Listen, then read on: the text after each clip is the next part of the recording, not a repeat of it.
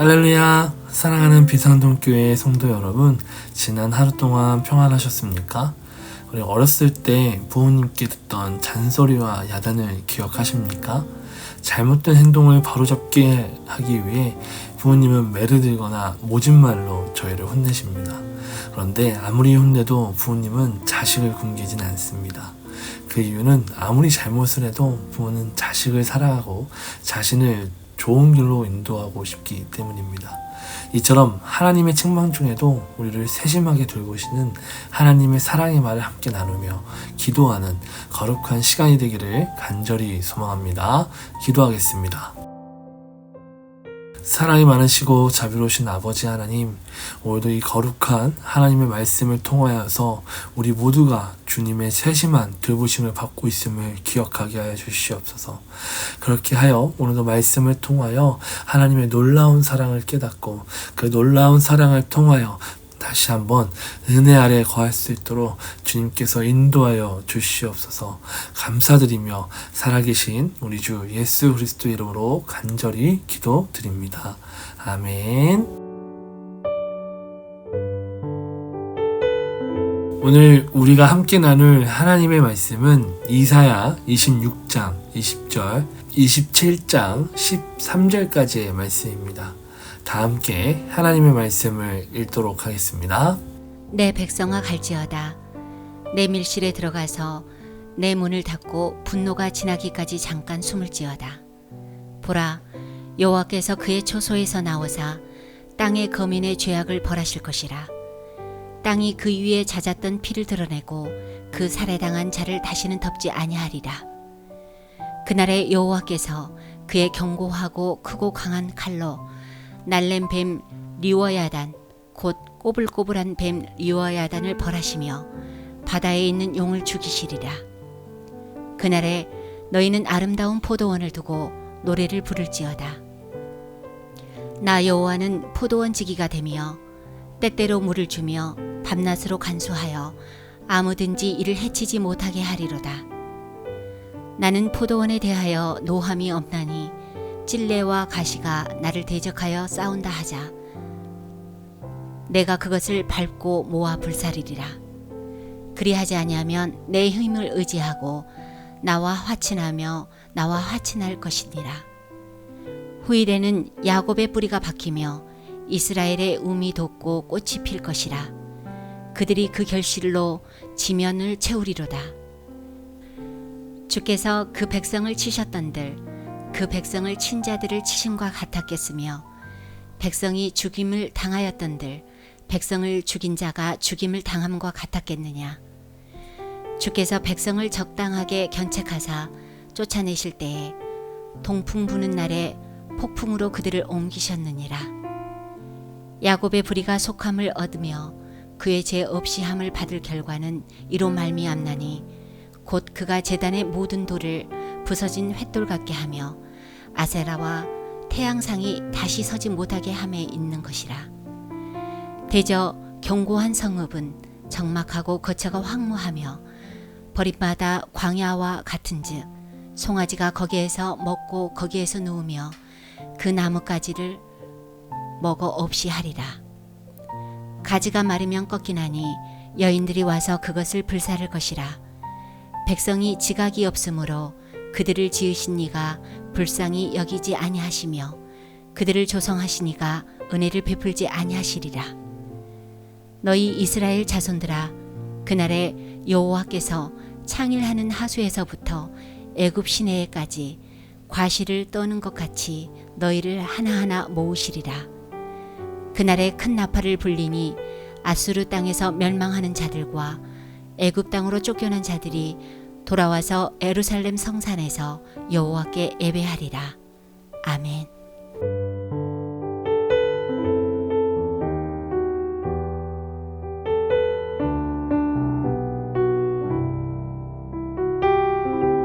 먼저 26장 20절의 말씀을 보시면 내 백성아 갈지어다 내 밀실에 들어가서, 이 밀실로 들어간다는 표현은 하나님의 진노를 벗어날 기회를 잡은 이들에게 언제나 하나님의 진노에서 벗어나는 것을 말하고 있습니다. 대표적으로 노아는 홍수를 피했고 롯은 소돔을 피했으며 히브리 민족은 장자의 죽음을 피했습니다. 신약에 들어가서 마태복음 18장 14절의 말씀을 보면 작은 자 중에 하나라도 잃는 것은 하늘에 계신 너의 아버지의 뜻이 아니니라. 하나님은 누구도 멸망하기를 원하지 않으십니다. 피난처를 찾고자 하는 자는 누구나 하나님의 은혜의 피난처를 발견할 것입니다. 또한 20절에 내 백성아, 여기서 백성이라 표현하심은 하나님의 특별한 선택의 사랑을 표현하고 있습니다. 우리를 내 백성아 부르시며 결코 이사야의 심판은 이스라엘에 돌이키는 기회이며 피난처로 인도하는 하나님의 은혜입니다.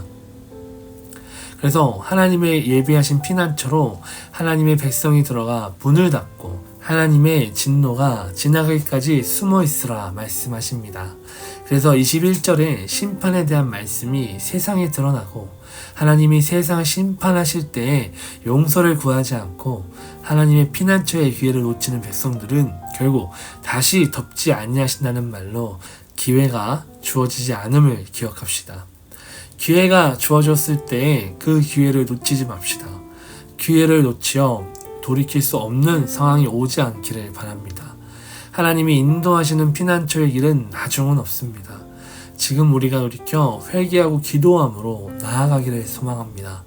그리고 하나님의 진노를 피하는 사람은 하나님의 백성입니다. 그리고 심판의 날에 하나님은 하나님의 백성을 보호하십니다. 지금 우리가 사는 삶에 하나님의 보호하심을 기억하길 바랍니다. 지금도 세상으로부터 우리를 피난처로 인도하시며 하나님의 백성인 저와 여러분을 보호하고 계심을 기억합시다. 27장 1절의 말씀을 보시면 신화에 등장할 것만 같은 이름들의 뱀, 리워 야단이라는 글귀가 2번 반복되고 용이 등장을 합니다. 이 리워 야단이라는 글귀는 히브리어로 리브 야탄이라는 단어를 사용하는데요. 여기서 상징적인 해석으로는 용 또는 바벨론을 상징하기도 합니다. 그러나 우리는 단순히 나라에 대한 멸하심을 볼 수도 있지만 히브리어와 마찬가지로 당시에 사용되어지던 우가릿어 문헌에서 확인되는 방식은 가나안 지역의 시적 관습이었던 것처럼 보이게 됩니다. 결국 용이라는 표현을 통해 사람이 절대 이길 수 없는 괴물에 대한 말로 이해할 수도 있습니다. 결국에는 나라도 괴물도 사람의 힘으로는 이길 수 없는 것을 하나님만이 죽이시고 심판하실 수 있습니다. 사람이 할 수 없는 일이며 오직 하나님이 하실 수 있는 일이기에 하나님께서는 괴물을 향해 죽이시리라 단호하게 말씀합니다. 무너지지 않을 것 같던 강대국 또한 하나님께서 무너뜨리실 수 있습니다. 사람이 감당할 수 없는 괴물 또한 하나님이 죽이실 수 있습니다. 이 모든 말들은 하나님은 모든 것을 지으시기도 다시 그려낼 수 있는 절대자임을 보여주고 계십니다. 저와 여러분이 절대자 앞에 순종하기를 바랍니다. 하나님의 진노를 기억하며 기회가 왔을 때 하나님이 마련하신 피난처로 가기를 바랍니다. 그러니 삶에서 감당할 수 없는 힘든 일을 마주하였을 때 하나님이 해결하실 것을 믿으며 그저 피난처에 그분의 은혜로 회복하기를 간절히 소망합니다.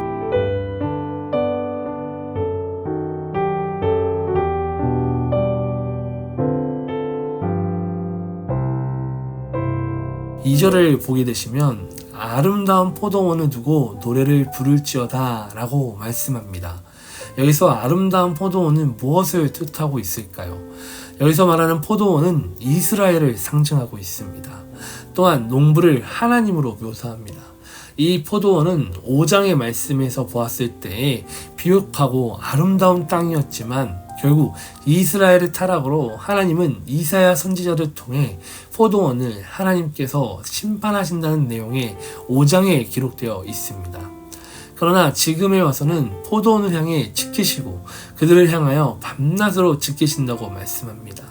더욱 27장의 말씀을 통하여 그들에게 피난처를 인도하고 계심을 볼 수 있습니다. 3절의 말씀을 통해 포도원을 지키는 이가 명확히 누구인지 드러납니다. 하나님께서 이스라엘을 지키시리라 말씀합니다. 하나님은 4절의 말씀을 통해서 나는 포도원에 대하여 노함이 없나니 라고 말씀하시며 하나님의 진노가 이곳에 내리지 않음을 보여줍니다.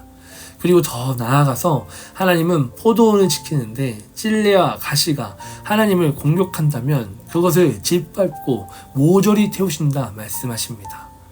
하나님의 이스라엘의 원수들로부터 지키십니다. 오히려 하나님은 이스라엘이 위협하는 적으로부터 찔레와 가시나무 공격하기를 바랄 수도 있습니다.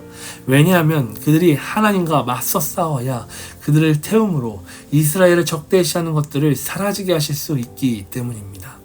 그래서 우리의 삶에 나의 죄가 하나님께 드러나야 합니다. 하나님은 죄에 대하여 덮으시는 분이 아닙니다. 죄를 덮는 것이 아닌 확실히 태우심으로 완전하게 지켜내십니다. 하나님은 우리를 지키시고 돌보실 때 세심하게 지키십니다. 우리가 죄로부터 공격받고 하나님을 예배하는 데에 방해가 되는 모든 것들을 하나님께 드러내므로 성령의 불로 온전히 태우기를 바랍니다. 그래서 하나님이 나를 지키심에 감사함으로 나아가며 나를 안심시키시고 두려워하는 존재를 지우시는 하나님께 감사함으로 찬양하기를 소망합니다.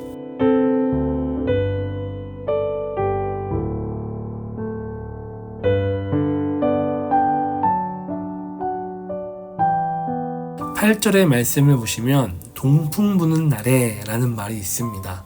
하나님이 그 백성에게 주시는 형벌은 그 백성을 멸망시킨 적들에게 가해질 형벌보다 훨씬 신중한 종류의 형벌일 것이라는 약속에도 불구하고 이스라엘이 받을 형벌이 혹독할 것이라는 점을 부인할 수는 없습니다.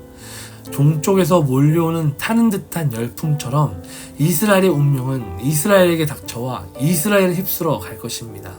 결코 하나님은 그들의 형벌을 약하게 하시지 않으십니다. 그들의 잘못을 다시 하지 않기 위해 확실히 형벌을 내리십니다. 그러나 하나님은 12절과 13절의 말씀을 통하여 결코 버리지 아니하시고 다시 예루살렘으로 다시 모으심을 볼 수 있습니다. 하나님은 자기 백성을 파멸에만 두시지 아니하십니다. 하나님의 오히려 이제는 그들을 파멸로부터 건져내시어 다시 하나님의 이름으로 모이게 하십니다. 하나님은 책망 중에도 그들이 책망에서 끝나지 아니하시고 사랑과 관용을 베풀어 하나님이 그들이 어디에 있든 그들과 함께 하심을 보여줍니다.